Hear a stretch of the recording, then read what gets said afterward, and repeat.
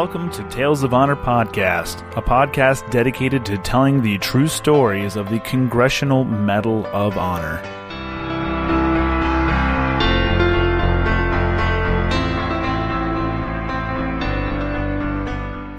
And welcome to another episode of Tales of Honor Podcast. I'm your host, Christoph Ambrose, and today's episode is episode number 189. And if this is your first time hearing this podcast, welcome, and please be sure to subscribe wherever it is you are listening to be sure that you get new episodes whenever they come out, every Wednesday and Sunday at 7 p.m. Eastern Standard Time. Also, just in case you're wondering, over at talesofhonorpodcast.com, this episode also drops in written form as well as audio, so you can actually read along if you are a visual learner. That option is there for you. Today's episode is going to be the last episode for World War II for this section. We are going to take a break from World War II, and the months of April and May will be Vietnam War recipients, so that'll start up in April. And now, a tale of honor. Gregory was born on the 4th of December, 1912, in Coeur d'Alene, Idaho, and at the age of 3, his family moved to St. Marie's until he was 12 when they would move to Tacoma, Washington. Here, he attended Lincoln High School and graduated in 1930. Gregory then attended the University of Washington in Seattle and was a member of the Army ROTC. He also wrestled like he did in high school and was part of the swimming team. During the summers, Gregory would work in a mining and logging camp as well as road construction. In 1934, he graduated with a Bachelor of Science in Aeronautical Engineering and got married soon after. He then worked as a draftsman and engineer for Boeing in Seattle. Gregory applied for flight training in spring of 1935 under the Aviation Cadet Act, but found out that married men could not participate. At this time, Gregory had the last name of Hallenbeck and had grown up with that name. He assumed that his stepfather was his biological father, and once he obtained his birth certificate, he learned that his biological father and his mother were divorced when he was an infant. Since there was no record of a Gregory Boyington ever being married, he enrolled in the U.S. Marine Corps Aviation Cadet Program with that name. During his time in the Army ROTC, Gregory had become a cadet captain and had been commissioned as a second lieutenant in the U.S. Army Coast Artillery Reserve just after college. He served 2 months of active duty at Fort Worden in Washington with the 630th Coast Artillery and later transferred to the U.S. Marine Corps Reserve in June of 1935. The 18th of February, 1936 is when Gregory accepted an appointment to the Aviation Cadet Program and was assigned to Naval Air Station Pensacola, Florida for flight training. He received his Naval Aviator designation on the 11th of March, 1937, and was transferred to Quantico, Virginia, for duty with Aircraft One Fleet Marine Force. Gregory accepted a second lieutenant's commission in the active Marine Corps on the 2nd of July and then attended the basic school in Philadelphia the following year. With the 2nd Marine Aircraft Group, Gregory spent time on the USS Lexington and USS Yorktown and was promoted to first lieutenant on the 4th of November, 1940, before returning to Pensacola as an instructor the following month. In August of 1941, Gregory resigned his commission in order to accept a position with Central Aircraft Manufacturing Company, or CAMCO. This was a civilian firm that staffed a special air unit that would later be known as the American Volunteer Group. Their mission was to defend China and the Burma Road, and Gregory became a flight leader of the Flying Tigers. After about 8 months, he broke his contract and returned to the States, and he rejoined the Marine Corps 5 months later on the 29th of September, 1942. At this time, the Marine Corps needed experienced combat pilots, and now a major, Gregory was assigned to Marine Aircraft Group 11 of the 1st Marine Aircraft Wing. He was deployed to the South Pacific with Marine Fighter Squadron 122 as their executive officer in Guadalcanal. He then became a commander of Marine Fighter Squadron 112 before becoming the commanding officer of Marine Fighter Squadron 214 in September of 1943.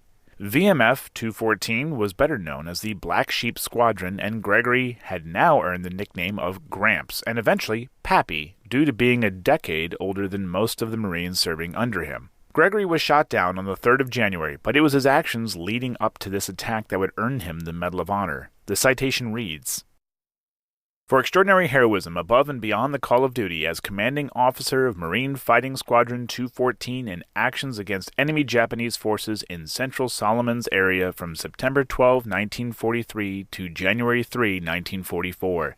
Consistently outnumbered throughout successive hazardous flights over heavily defended hostile territory, Major Boyington struck at the enemy with daring and courageous persistence, leading his squadron into combat with devastating results to Japanese shipping, shore installations, and aerial forces. Resolute in his efforts to inflict crippling damage on the enemy, Major Boyington led a formation of 24 fighters over Kahili on October 17 and, persistently circling the airdrome where 60 hostile aircraft were grounded, boldly challenged the Japanese to send up planes. Under his brilliant command, our fighters shot down 20 enemy craft in the ensuing action without the loss of a single ship. A superb airman and determined fighter against overwhelming odds, Major Boyington personally destroyed 26 of the many Japanese planes shot down by his squadron, and by his forceful leadership developed the combat readiness in his command, which was a distinctive factor in the Allied aerial achievements in this vitally strategic area. On the 3rd of January 1944, Gregory had tied World War I ace Eddie Rickenbacker's record for destroyed enemy planes of 26. He later claimed his total was 28, which included the 6 kills he had had during his time with the Flying Tigers. On that day, 48 American fighters were sent on a mission over Rabaul, and shortly after being seen shoot down his 26th plane, Gregory's plane became mixed up in a dogfight and wasn't seen during the rest of the battle, and did not return with the squadron. His wingman, George Ashman, was killed during this action as well. Gregory was deemed missing in action after a search, mostly because he had been picked up by a Japanese submarine and became a prisoner of war, although the Japanese never gave him the official POW status and never reported his captivity to the Red Cross. He spent the next 20 months in several Japanese prisoner camps until the 29th of August 1945, when the atomic bombs were dropped and the Japanese capitulated. Gregory was liberated from Omori prisoner camp and returned to Naval Air Station Alameda on the 12th of September 1945. He was greeted by 21 former members of VMF 214, and that night a party was held at the St. Francis Hotel in San Francisco. The party was covered by Life magazine for its October 1945 issue, and it was the first time the magazine had ever shown people consuming alcohol. About a month later, Gregory, now a lieutenant colonel, received the Navy Cross for his actions during the Rabaul raid, and the next day, the 5th of October, 1945, he received the Medal of Honor from President Truman. His medal had actually been awarded to him in March of 1944 by President Roosevelt, but was being held for a time that he could actually receive it. After his Victory Bond tour and a few other assignments, Gregory retired from the Marine Corps on the 1st of August 1947 and was promoted to colonel because of his performance of duty in combat. Gregory was a heavy smoker and drinker, and through 4 marriages he managed to write his autobiography, Ba Ba Black Sheep, in 1958, and it would later serve as a very loose base for the 1970s television show of the same name. Gregory would later be inducted into the Naval Aviation Hall of Honor in 1944, and the airport in his hometown was renamed to the Coeur d'Alene Airport Pappy Boyington Field in August of 2007. After much debate, the University of Washington scrapped a project to memorialize just Gregory, and on Veterans Day in 2009, a memorial to Gregory and 7 other Medal of Honor recipients that were alumni was completed. Gregory H Boyington died on the 11th of January, 1988 at the age of 75 after battling cancer since the 1960s.